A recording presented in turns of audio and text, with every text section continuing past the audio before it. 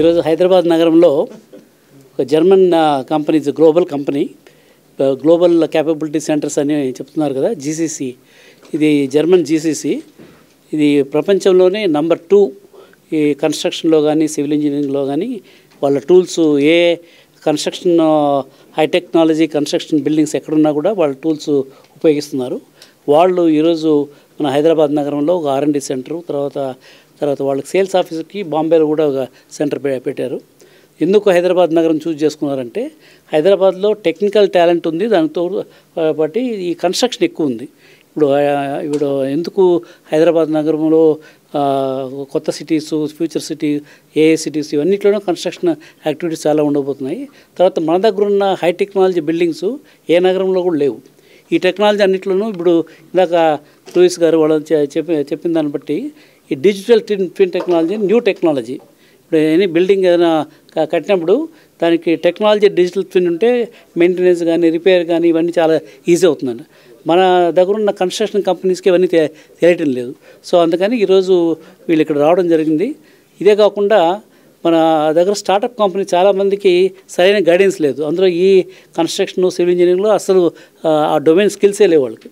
So అది కూడా ఇక్కడ మనం ఒక startup incubator, accelerator in the related areas of construction, civil ఇంజనీరింగ్లో మనం పెట్టేసి వాళ్ళ దగ్గర ఫండింగ్ కూడా ఉంటుంది, తర్వాత మెంటరింగ్ ఉంటుంది, తర్వాత వాళ్ళ దగ్గర పనిచేస్తే గ్లోబల్ యాక్సెస్ వస్తుంది. మన స్టార్టప్స్కి ఆ global go to market access తక్కువ ఉందన్నమాట.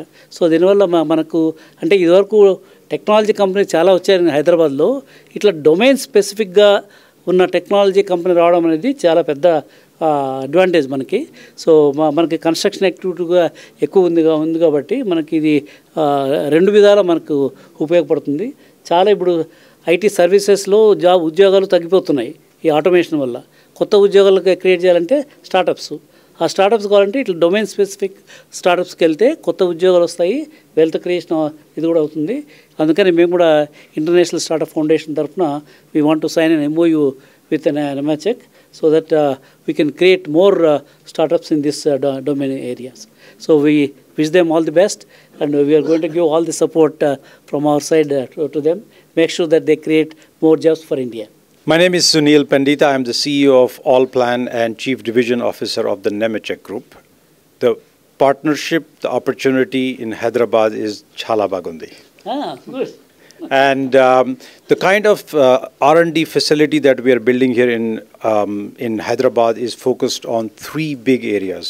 First is the domain-centric software engineering.